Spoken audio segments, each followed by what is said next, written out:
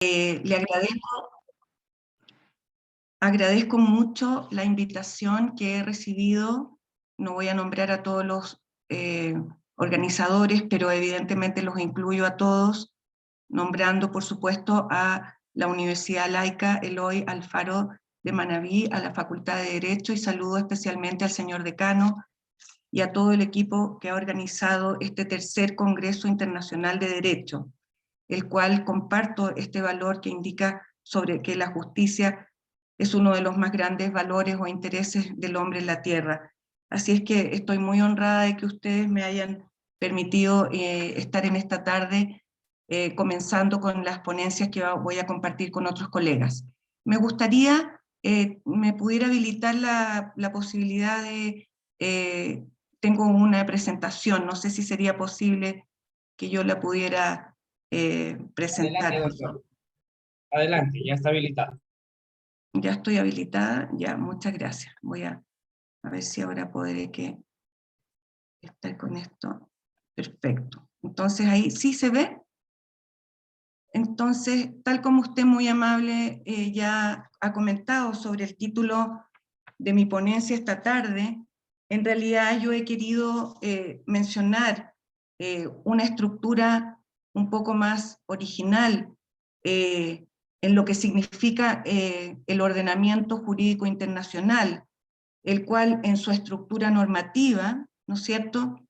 Y es algo que lo voy a mencionar porque este título y esta agenda es transversal para los elementos a los cuales me voy a referir ahora, y que tiene que ver con lo siguiente. En el ordenamiento jurídico internacional tenemos varias estructuras. Las más importantes de ellas son, por supuesto, la que refiere a la relación Estado a Estado, es decir, la relación interestatal, como también hay una estructura ahora que se ha añadido y que justamente se menciona acá, como es el caso de esta estructura institucional que es la Organización de Naciones Unidas, un nuevo sujeto de derecho internacional que se añade entonces a partir del siglo XX a esta estructura clásica interestatal. ¿Por qué es importante esto? Porque además de eso podemos identificar una última estructura en el ordenamiento jurídico internacional que refiere a la estructura comunitaria y que también significa un paso más allá en otro también sujeto de derecho internacional y también una organización internacional, pero más sui generis, que significa tener entonces una estructura más robusta, supranacional, con un objetivo más cumplido hacia la meta de un mercado común, donde incluso se comparte, ¿no es cierto?, en el estadio más avanzado, que es la Unión Europea, una moneda común. ¿Por qué es importante esto? Porque a estas estructuras también corresponden ciertos principios rectores. Estos principios rectores que atraviesan también la Agenda 2030 de Naciones Unidas refiere fundamentalmente a tres, y los menciono por la relevancia que tienen también como un desafío para nuestra región. Esto es la paz y la seguridad, la cooperación a nivel internacional, que puede ser más o menos institucionalizada y puede tener una o más, puede ser un poco más o no diversa, en lo que se puede entablar como cooperación, y posteriormente hay otro principio también rector, que refiere a la solidaridad. Y la solidaridad, por supuesto, lo podemos encontrar, ¿no es cierto?, en uno de los pilares también que puede sustentar un sistema que hoy en día es también multilateral. Es decir, esta estructura interestatal también se ha visto superada. ¿Cuáles son las funciones principales a las que están llamadas estos actores que he mencionado? En este caso, ¿no es cierto?, los sujetos de derecho internacional, los estados, las organizaciones internacionales,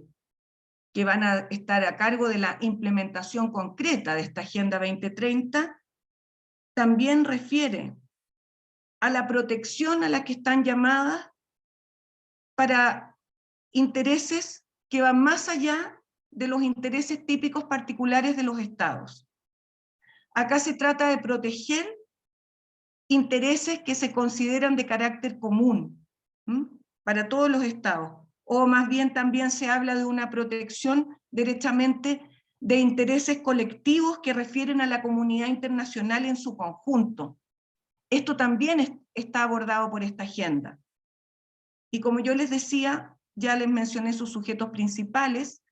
pero aquí quiero hacer una diferenciación en cuanto a qué es cosa, antes de pasar ya a hablar un poco más en concreto de la Agenda 2030.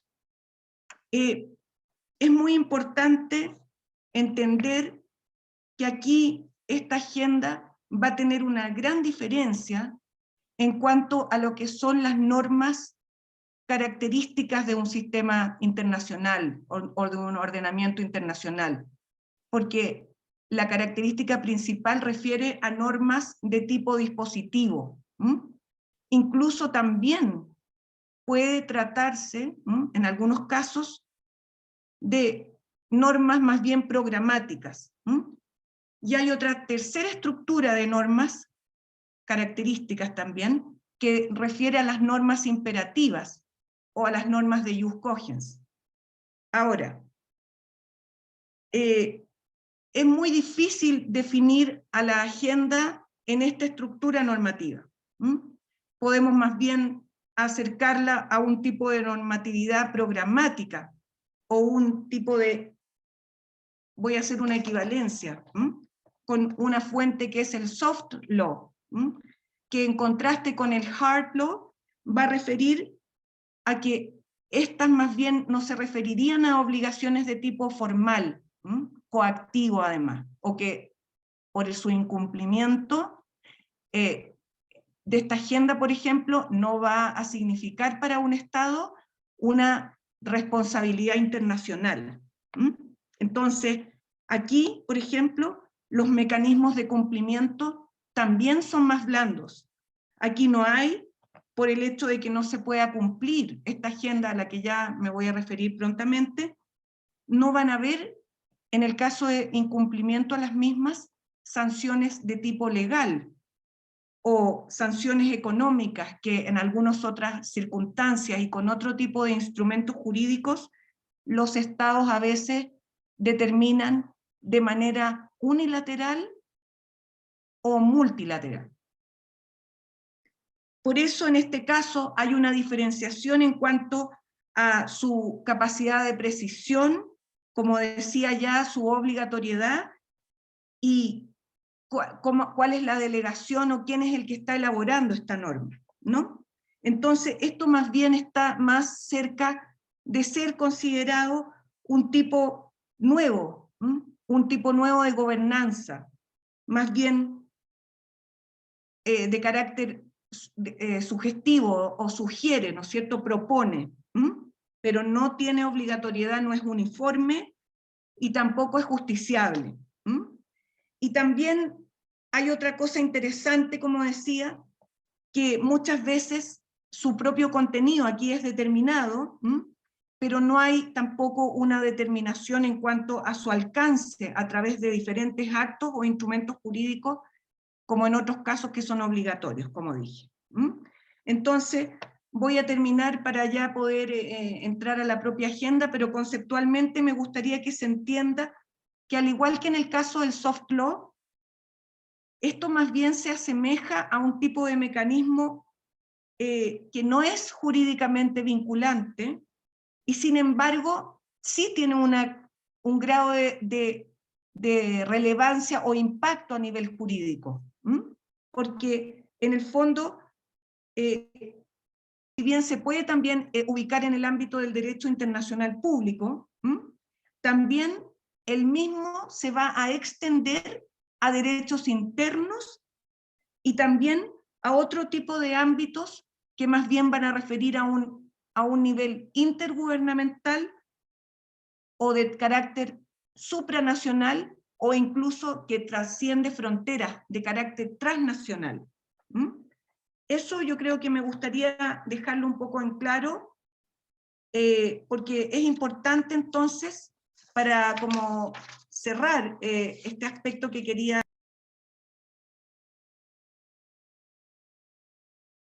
Muy amable, ahora sí, qué bueno. Ahora me alegro mucho porque así puedo, perfecto, gracias. No, lo que estaba indicando era que por ello, por lo que conceptualmente he ubicado un poco lo que significaría la relevancia de la agenda en el ámbito internacional,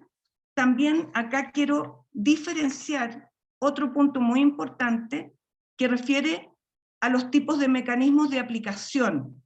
que en este caso entonces no va a ser forzosa. Tampoco se trata de mecanismos de autotutela, tampoco tiene una tutela organizada, ni tampoco una tutela colectiva centralizada, organizada, sino que es más bien un tipo de remisión, o se podría decir que la misma está siendo llamada a ser aplicada tanto en el ámbito internacional por las organizaciones internacionales envueltas, liderando Naciones Unidas, pero hay otras que también se unen a ella, ¿no es cierto? Y por último, en el ámbito estatal, van a ser los estados quienes también a nivel interno van a tener que desarrollar para estos objetivos del desarrollo sostenible, y no me voy a poder referir a cada uno de ellos porque ahí me extendería demasiado, pero cada objetivo tiene metas asociadas y tiene también indicadores, y esto se ha estado trabajando de manera muy, digamos, específica, yo me atrevería a decir, por la mayoría de los estados latinoamericanos, y también por supuesto, otras regiones del mundo. Entonces yo, bueno, como vengo de la Universidad de Chile, un poco me gustaría situar, ¿no es cierto?, esta agenda desde la mirada también de Chile, pero obviamente, como yo les decía, esto se extiende a la región de América Latina, y ha sido en septiembre entonces del año 2015 que Chile, como parte de Naciones Unidas, entonces,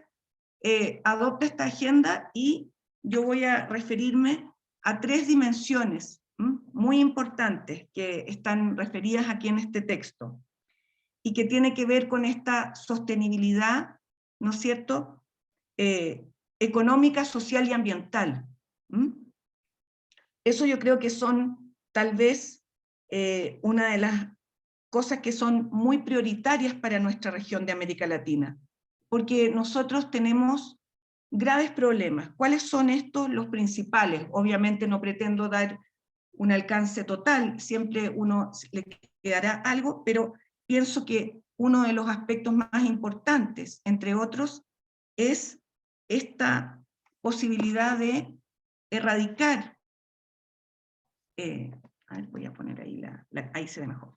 erradicar entonces la pobreza extrema. Eso yo creo que es uno de los principales aspectos que la Agenda 2030 presenta entonces esta oportunidad para nuestra región, para incluir o situar algunos temas importantes, ¿no? Como esta erradicación, digo ya, de la pobreza extrema, al igual que la reducción de la desigualdad, pero a todo nivel, ¿no es cierto? Entonces, esto es importante porque para poder alcanzar un crecimiento económico inclusivo, que es lo que se plantea por muchas organizaciones internacionales, también por la OIT, con el trabajo decente, ¿no es cierto? O ahora en los ODS también un punto muy importante referido a las ciudades sostenibles o al cambio climático, es que tenemos entonces brechas estructurales en América Latina que tienen que ser abordadas para poder lograr este tipo de objetivos, y aquí están presentadas en esta lámina, ¿cierto? Otra cosa destacable en este sentido son los actores, porque aquí hay una, yo diría, una democratización en cuanto a la amplitud de la participación ciudadana. Entonces, es muy importante entender que también la sociedad civil está llamada a cumplir un rol para esta agenda, así como el mundo académico también, y no, sin ir más lejos, digamos, también hay metas asociadas a la a la libertad de enseñanza, ¿no es cierto? Y también hay metas asociadas referidas justamente a las universidades, que tienen que ver también con potenciar la investigación, ¿no es cierto?, el intercambio internacional académico, estudiantil, etcétera. Entonces hay grandes desafíos para poder alcanzar todas estas metas que se tienen. Ahora, yo quisiera un poco, voy a referirme aquí, y después voy a volver a la página anterior, ahí, sí. Esto no partió de la nada, sino que con las mismas características que ya definí la Agenda 2030, también se podían aplicar a la base que constituyó los objetivos del desarrollo del milenio que se plantearon a principios de la década de los 2000, y que eran un poco menos ambiciosos, ¿no es cierto? Y que tenía que ver con también erradicar un problema persistente en América Latina, que ya lo indiqué, sobre la pobreza, ¿no es cierto? Después ampliar la educación, igualdad de oportunidades, reducir la mortalidad infantil, etc. Entonces, esto, ¿por qué fue importante? Porque también ya al año 2015, y que ahí es donde se renovó este compromiso, añadiéndole, ¿no es cierto?, nuevos objetivos, se tenía la idea ya en ese momento de este fomento de la Alianza Mundial para el Desarrollo. También habla de, tenemos hoy en día como fenómeno producto de la globalización, ¿no es cierto?, la necesidad también de establecer nuevos mecanismos de gobernanza. Tal vez es una gobernanza más atenuada, porque esta gobernanza global es un fenómeno que también, como digo, es parte de esta globalización, pero refiere a nuevas formas de, entonces, toma de decisiones y de ejecución de esta toma de decisiones en espacios más informales, y no por ello menos importante y menos eficiente, porque si ustedes se dan cuenta, estos objetivos que tampoco eran obligatorios, y sin embargo, ha significado algo que también estaba siempre incluido en la Agenda de Naciones Unidas y que tiene que ver con la dignidad de las personas y garantizar la igualdad, ¿no es cierto?, el acceso a todas estas cosas. Entonces, aquí este compromiso universal en el fondo también se aplica sin distinción a todo tipo de estados, estados que se consideran con un desarrollo más avanzado u otros con menos grado de desarrollo, ¿no es cierto? En el fondo se trata de dar o de elaborar nuevos mecanismos de implementación, que prevengan entonces todo tipo de problemas.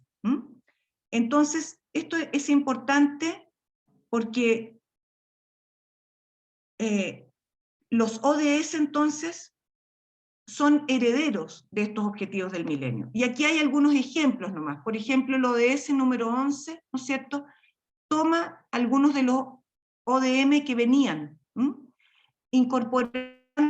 entonces este principio de desarrollo sostenible, que se está también aplicando de manera transversal en políticas y programas nacionales,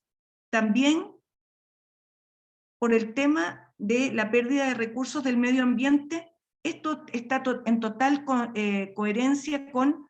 la necesidad de la adaptación al cambio climático, de lo cual ya se habla hoy en día permanentemente, ¿no es cierto?, en la prensa y en otro tipo de fuentes. Ahora, en el fondo, toda esta pérdida de la biodiversidad también se apoya en otro tipo de instrumentos jurídicos. No hay que pensar que esta agenda va sola. ¿Cuáles fueron las desventajas de los primeros, de los objetivos del desarrollo del milenio? En el fondo, se consideraron poco realistas, y eso también ha sido una crítica que se ha planteado un poco a la Agenda 2030, en el sentido de que a veces se quieren ver resultados más bien a corto, mediano y no tan a largo plazo. Pero el tema de los derechos humanos o la buena gobernanza, o el combate a la corrupción, o esta protección concreta al medio ambiente no había sido abordado de manera suficiente al principio, ¿no es cierto?, de la década de los 2000. Entonces, esto ha querido ser entonces superado con esta nueva agenda, ¿no? A ver si me faltaba una... Ah, no, perfecto, estoy perfecto. Perdonen que me confundo un poco porque tengo dos pantallas, pero estoy bien. Esta agenda, también a modo de ejemplo de otras de los grandes desafíos de América Latina, ¿no es cierto?, que es el tema de la migración. Esto es importante también porque a pesar de que nosotros somos una región que ahora somos también receptora de migración, América Latina siempre ha sido considerada como una región de paz y de estabilidad, y que había resistido, digamos, varias crisis mundiales y financieras que se habían provocado. Pero también el propio PIB de América Latina ha sido un contribuyente que ha ido subiendo también su contribución, valga la redundancia, a este crecimiento global, ¿no es cierto? Entonces, tenemos también, como América Latina, en nuestra región, acuerdos comerciales también preferenciales, que la hacen estrechamente vinculada con otras regiones. Y sin embargo, esto, por ejemplo,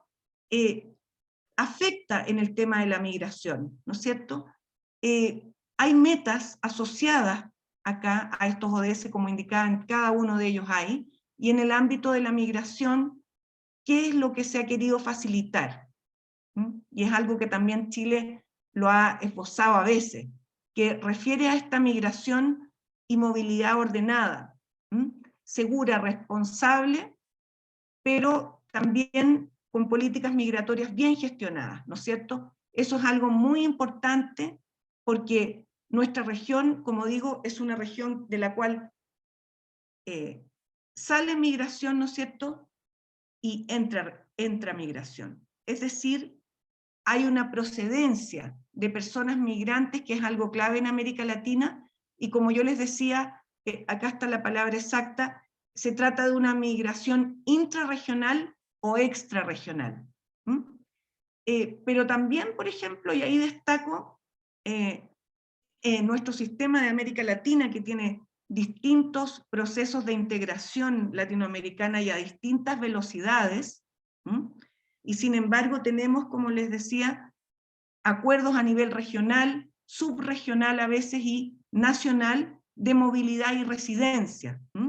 tales como algunos de integración económica, como es el caso de la Comunidad Andina, o como el caso del Mercosur, ¿no es cierto? Entonces, eso es importante porque también América Latina podría garantizar entonces, al igual como hace en Europa, pero a lo mejor de una forma más atenuada, pero esta posibilidad de libre circulación de personas y de residencia también, e incluso el derecho a trabajar en igualdad de trato y de oportunidades. Acá hay otro instrumento también, la Declaración de Nueva York, pero tal como lo dice, ¿no es cierto?, su nombre, muchas de estas materias, ahora ya reguladas por el Acuerdo de Escazú, ¿no es cierto?, en el cual Chile lamentablemente no participa,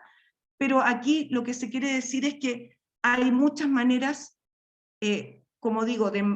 y muchos matices, desde una mayor formalidad hasta una informalidad o obligatoriedad, hasta una falta de, ¿no es cierto?, obligación, digamos, que pueda significar para el Estado un compromiso más allá. Sin embargo, el Estado muchas veces aplica con mejor gusto este tipo de instrumentos que son más bien persuasivos, ¿no es cierto? En este sentido, entonces, la agenda se ha considerado como un instrumento universal, con un desarrollo muy ambicioso, y que en el fondo, al propiciar este desarrollo sostenible, lo va a hacer de una manera mucho más inclusiva, y se va a basar en 3 principios principales, y que también hay un eslogan que tal vez yo rescato como algo muy importante de la agenda, es que significa no dejar a nadie atrás. Yo creo que esto es algo muy importante porque sabemos que muchas veces, a pesar de todo el acervo que tenemos ya normativo internacional, todos los niveles de cooperación, como ya indiqué, a nivel internacional, regional, subregional o nacional, no ha sido suficiente para hacer un cambio de paradigma y que signifique entonces, en este caso, poner a los ciudadanos al centro del interés, digamos, de ser protegido por el ordenamiento internacional. Esto es muy importante porque se trata de diseñar ciertos estándares mínimos. Y cuando no se tienen estos estándares mínimos, a veces es muy difícil poder lograr, por ejemplo, la posibilidad en este caso de que estas metas sean realmente universales. Aquí entonces vamos a traspasar el hecho de decir, no, mire, yo no pertenezco a tal o cual sistema, ¿no? No, a veces hay estados que han ratificado algunos tratados internacionales, otros no los han ratificado, algunos son parte de unas organizaciones internacionales, otros de otras también, y todo eso entonces ha significado un problema, digamos. No sé si ahora hice algo malo o están viendo todavía el documento. Se está viendo. Entonces, como les indicaba, aquí esta universalidad va a significar que cada país también va a tener la posibilidad a nivel interno, ¿no es cierto? Y esto habla de una relación también que siempre está permanente, que se da entre el derecho internacional y el interno, en el sentido de que aquí estos objetivos y metas van a significar que cada país lo va a poder implementar en su sistema que tenga institucional X. Ahí no es que Naciones Unidas o esta agenda va a imponer una forma. Cada país libremente va a poder entonces integrarlo también. ¿Cómo va a poder integrar estas tres dimensiones? ¿Y cómo va a tratar de, este eslogan de no dejar a nadie atrás, va a poder, a través de su implementación, poder erradicar esta pobreza, reducir estas desigualdades y producir distintos tipos de datos, ¿no es cierto? Esto significa también que de esa manera, al igual que pasa en otras regiones, ¿qué se quiere? Evidentemente volver a nuestra región que tenga un mayor peso como actor global, que tenga mayor influencia y que sea más asertiva, ¿no es cierto?, en cuanto a su posicionamiento en la escena mundial y en cómo lleva a cabo entonces, a través de distintas iniciativas de cooperación, la posibilidad entonces de garantizar estos objetivos. Ya los he indicado acá, estos tres elementos, pero algo que también me gustaría mostrar, por ejemplo, es cómo en Chile, eso que ya indicamos, ¿no es cierto?, que se le da la posibilidad a cada Estado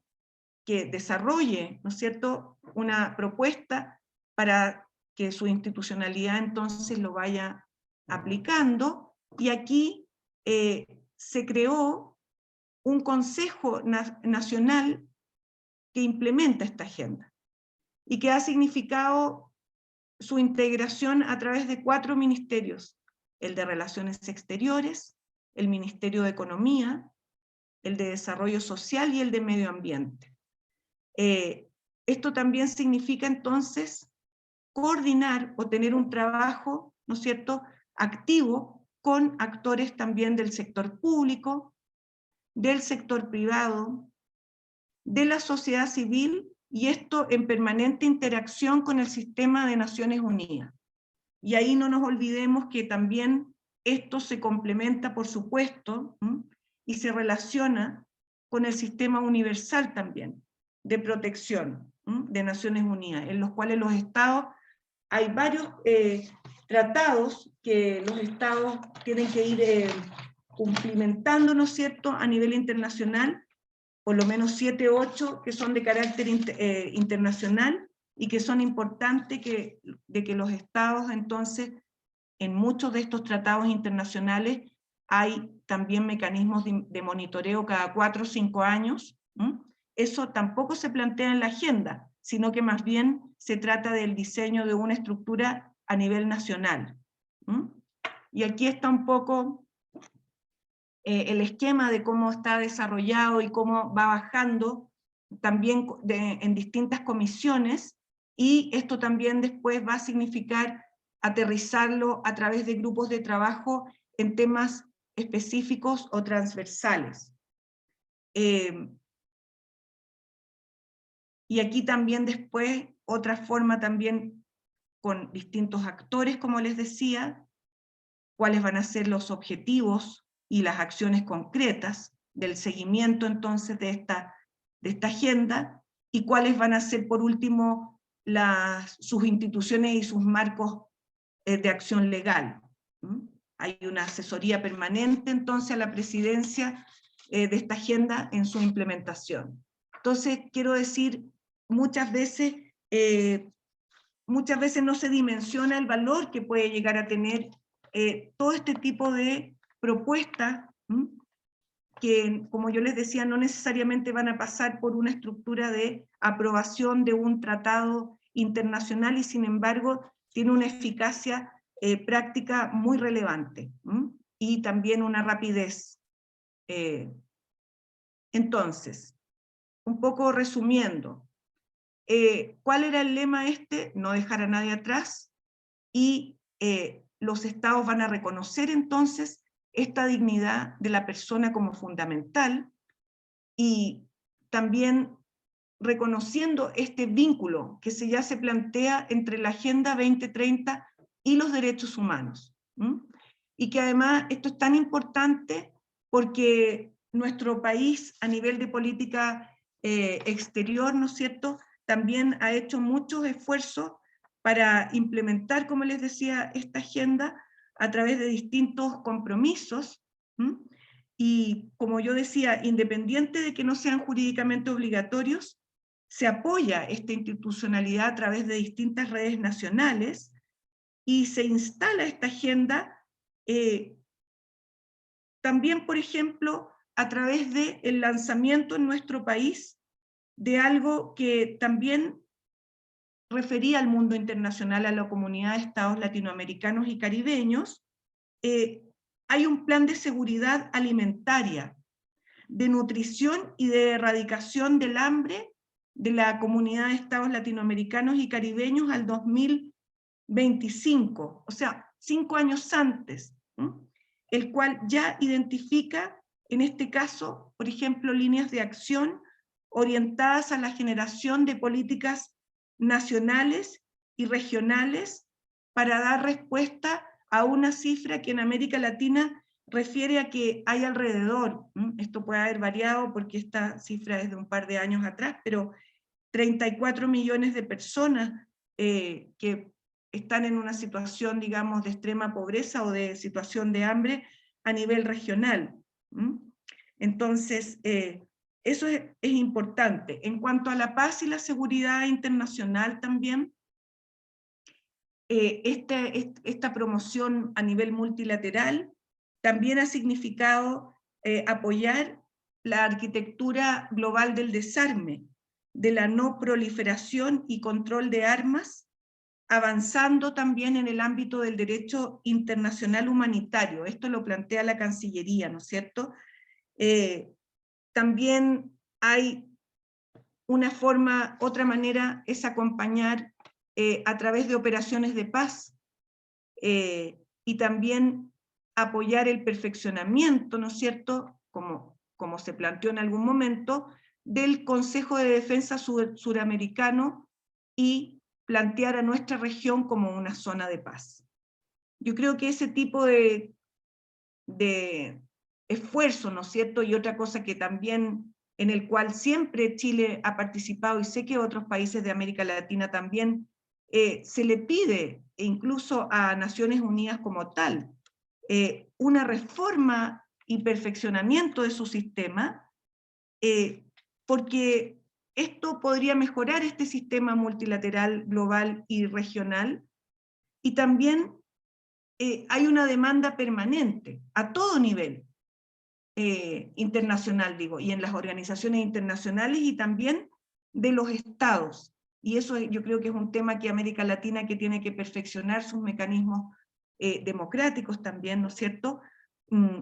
Tiene que democratizarse, en este sentido, la toma de decisiones. A eso también van estos planes nacionales de derechos humanos y de empresas incluso, que en la toma de decisiones participen todos los actores involucrados o las personas que se pueden ver, o sectores que se pueden ver afectados por esto. Eso yo creo que es muy importante entonces. Yo creo que también en asociación con la sociedad civil y la academia incluso, se han pedido ayuda a varios pilares del sistema multilateral. Y aquí incluso se habla también, por ejemplo, de acciones contra la xenofobia o cualquier tipo de intolerancia, o incluso algún tipo de fenómenos de terrorismo o extremismo, pero no quiero ahí, digamos, definir nada con eso de una manera como que yo esté como haciendo algún tipo de juicio, sino que simplemente son fenómenos que se dan en nuestra región y para los cuales también esta agenda puede contribuir a equilibrar o a prevenir finalmente. Prevenir, digamos, distintos problemas que se puedan ir presentando. Aquí, bueno, yo creo que, bueno, ya esto lo indiqué, pero es un poco como para volver a resumir esta agenda que ya decía se basa en los objetivos del milenio. También hay que incluir otra cosa muy importante, que es la conferencia Río +20, y que también significa que estos ODS, que se han considerado este llamado universal, y para un poco las 5 P, ¿no es cierto?, proteger al planeta, paz, prosperidad, también va a significar algo muy importante en relación al medio ambiente, por ejemplo. Aquí yo resalto otro objetivo muy importante para nuestra región y que tiene que ver con la protección, el restablecimiento y la promoción de un uso sostenible de los ecosistemas terrestres. Nuestra región también está llamada a gestionar sus bosques de manera sostenible, luchar contra la desertificación y prevenir todo lo que pueda significar evitar entonces esta degradación de la tierra y la pérdida de la biodiversidad. Nuestra región es una de las con mayor biodiversidad del planeta, y también el problema es que nuestra energía o nuestros sistemas energéticos se basan en fuentes fósiles. Eso también es un problema para la región. Por lo tanto, habría que pensar en potenciar nuevas formas alternativas entonces de energía, ¿no es cierto? Y un poco poder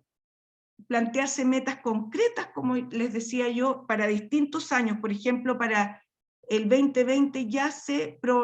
proponía velar por ecosistemas o la conservación y el restablecimiento de ecosistemas interiores de agua dulce, y servicios que proporcionan, por ejemplo, en particular, bosques, algo que también se está hablando mucho en Chile, en relación a la protección de los humedales,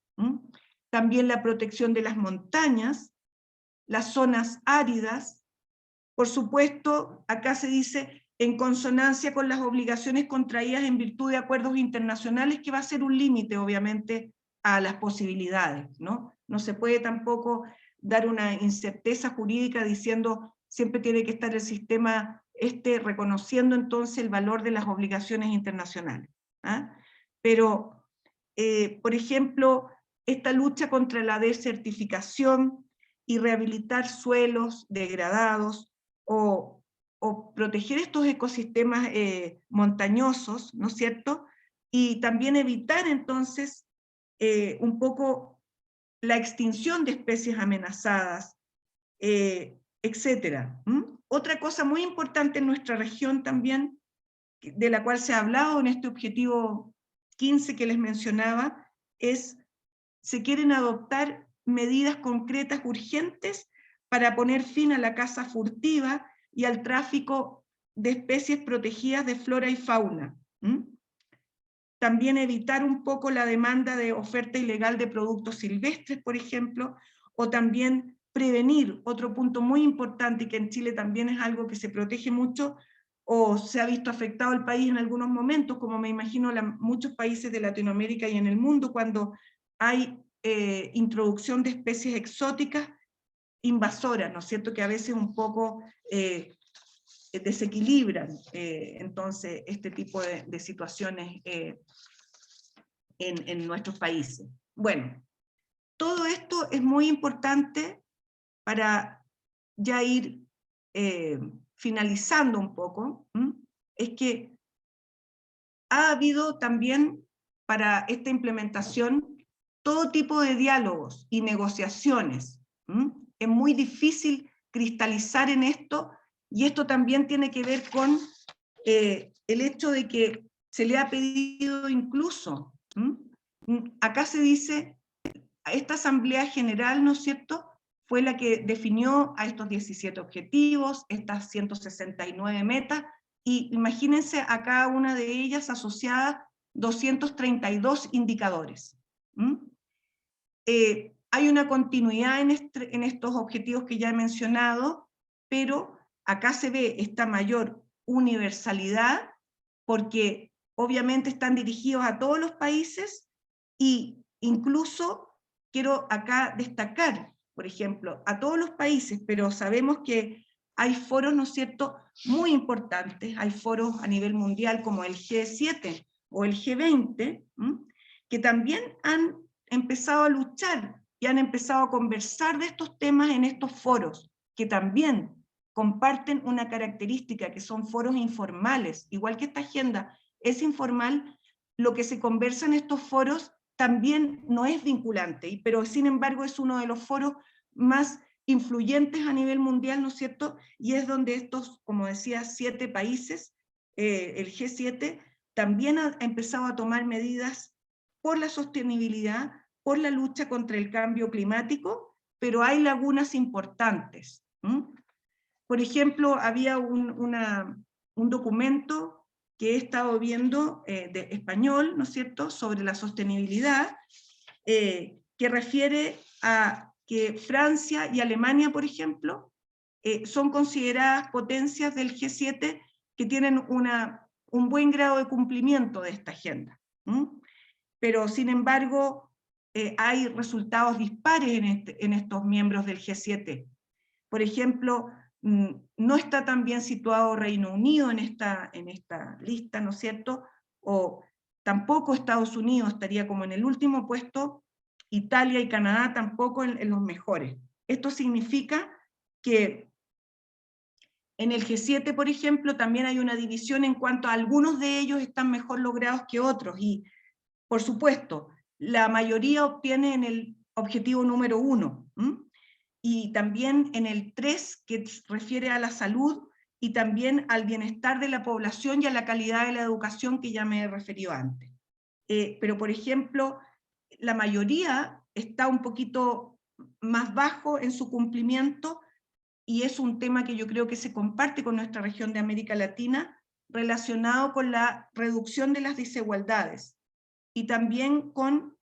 la lucha por el cambio climático y la conservación de la vida submarina. A eso refieren estos problemas comunes, y a eso refiere la necesidad de establecer distintos compromisos sociales, medioambientales y económicos. Entonces, estos son los nuevos y los originales acá, ¿no es cierto?, que no se comprendieron en los ODM, y que fue la acción del clima, con las reducciones también, ¿no es cierto?, a distintos momentos, pero evidentemente menos 2 grados, menos, y después ya con un 85% menos al año 2050. También el tema del trabajo decente, por ejemplo, otro tema muy difícil, y el crecimiento económico, porque muchas de esas normas en distintos textos constitucionales tienen características programáticas, pero algunos de ellos no son vinculantes, o no está protegido de la misma manera robusta los derechos civiles y políticos que los sociales, los económicos, sociales y culturales, etc. la producción y el consumo responsable. Acá otro muy interesante y que también nos atañe a América Latina es la paz, la justicia y las instituciones sólidas. Y aquí voy a poner un ejemplo, un problema que también se ha provocado en otras épocas en América Latina en relación a la justicia, y que hoy, por ejemplo, lo está pasando Polonia, pero ahí se ve también el aporte de una organización internacional como Unión Europea que pide,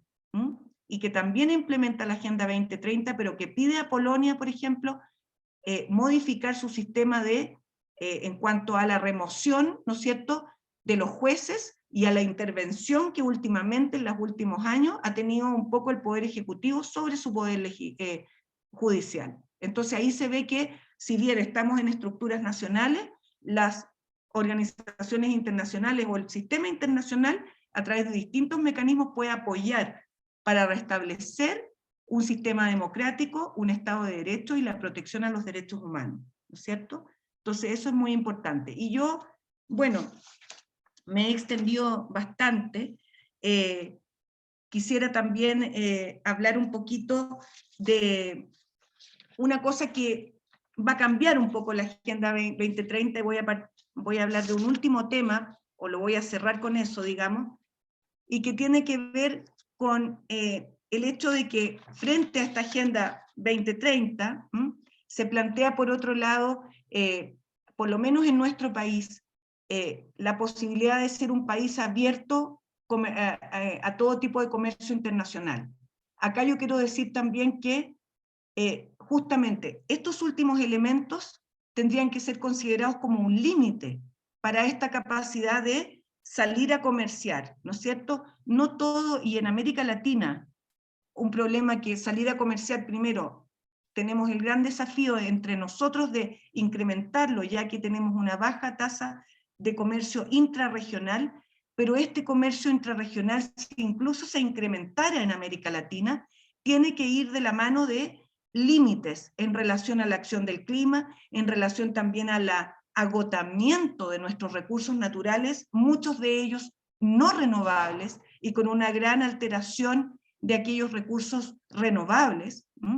Tenemos graves problemas también en relación al trabajo decente, y también acá incluyo otro elemento que no he podido tocar antes, pero que refiere al tema del trabajo infantil, y de entender que muchas veces cuando se negocia internacionalmente y cuando se reciben productos baratos, no sabemos cuántos de esos productos han sido elaborados, en qué condiciones laborales, y también muchas veces con personas menores de edad. Entonces, este crecimiento económico muchas veces tiene que tener límites y tiene que tener una voluntad también de garantizar otro tipo de medidas. Acá también esta igualdad de género o esta producción y consumo responsable se asocia, por ejemplo, entonces, y aquí voy a pasar, como digo, al último punto, a la necesidad de un poco limitar lo que muchas veces en los tratados internacionales, que es a lo primero a lo que se abocan los estados, ¿no es cierto? Y en el caso de América Latina y de Chile, el TPP-11, el cual yo personalmente como Ana María Moure, no voy a hablar aquí en calidad de académica, sino que en calidad personal yo estoy un poco en contra de la celebración de este tratado internacional, y que aquí refiere a estos mitos que también pueden ser prevenidos, no solamente por estar impulsando a los estados a negociar y muchas veces decir, bueno, que ciertos sectores se van a ver un poquito afectados o van a ver ciertas sensibilidades. Eso no puede ser dicho de esa manera así, sino que pensar que este límite a la soberanía, por ejemplo, es algo que no lo plantea tampoco la Agenda 2030, pero que sí en algunos aspectos podría un tratado internacional, cuando pone a veces a los inversores en un pie de igualdad con un Estado, ¿no es cierto?, puede tener influencia en esta limitación de soberanía. Algo que también muchas veces, cuando hay reticencia de entregarle o de atribuir competencias delegadas o ex novo a organizaciones internacionales, o a órganos que van a tener características supranacionales y por lo tanto, en virtud de esas facultades delegadas o atribuidas a ellos, se le va a imponer esa voluntad al Estado, ya en el mundo internacional tenemos que asumir esta limitación de soberanía. Tiene que estar el Estado dispuesto a un grado de limitación, que puede ser más o menos atenuado, y sin embargo no va a perder ni su personalidad jurídica, y jamás el sistema internacional va a hacer perder esta individualidad, por lo menos en los siglos que vendrán, y no tendremos solo un solo poder en todo el mundo, sino que evidentemente nos seguiremos organizando en distintos tipos de estructuras.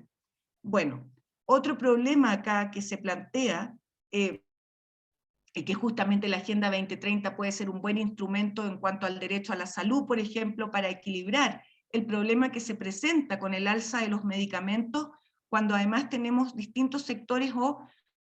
en el caso de Chile, por ejemplo, los remedios genéricos, en fin. Otro tema muy importante también refiere a la privatización de las semillas. Y eso es un punto también muy complejo para América Latina, por la diversidad de semillas y por todo lo que significa, ¿no es cierto? Cómo se van a utilizar, etc. Ahora, en cuanto a la vulneración de los derechos laborales y ambientales, hay grandes desafíos. En cuanto a la privacidad del Internet, también en nuestra región, lo mismo, ¿no? Y otro tema muy importante, y dejé para el último, el de los pueblos originarios, es que, claro, otra cosa muy interesante, y que también en la Agenda 2030 se ha desarrollado de manera transparente, es que esto también ha sido una demanda progresiva de las poblaciones en América Latina, y también en el mundo entero, para pedir qué se está negociando en los tratados, y en todo tipo de cooperación, y en cualquier instrumento jurídico vinculante, o también otro tipo de instrumentos no vinculantes. Pero se quiere entender cuál es ese proceso de negociación, y se quiere transparentar. Esta necesidad de transparencia de la toma de decisiones en el sistema internacional es también vital, muy importante. Y por ello, yo también pienso que la Agenda 2030 puede ser también un reforzador, entonces, que pueda evitar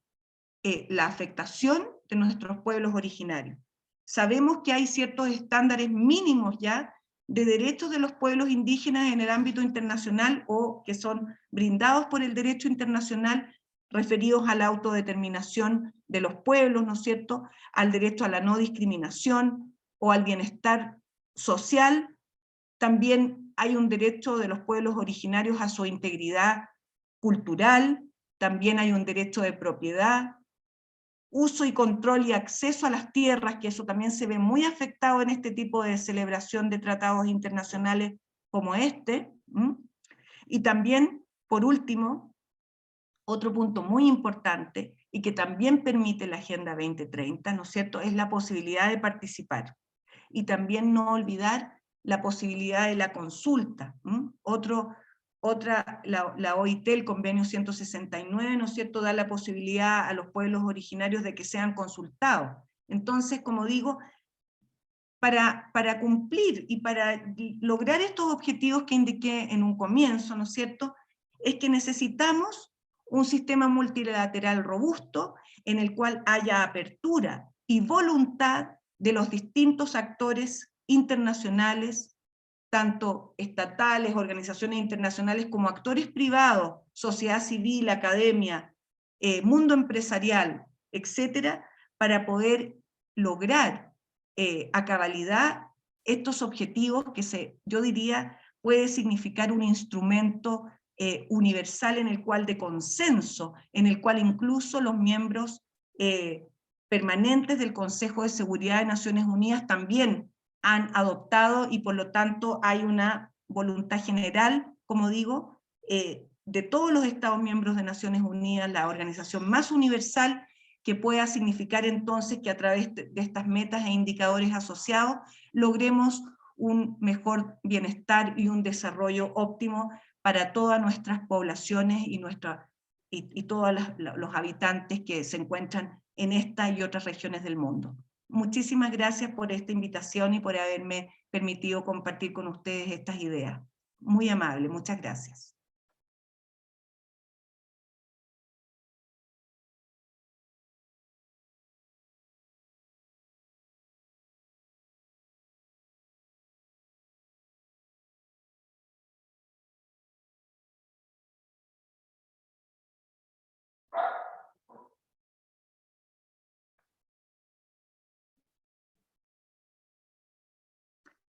Quedo atenta, no sé si por el tiempo ya no calculé, pero ahí estaba el final de mi presentación.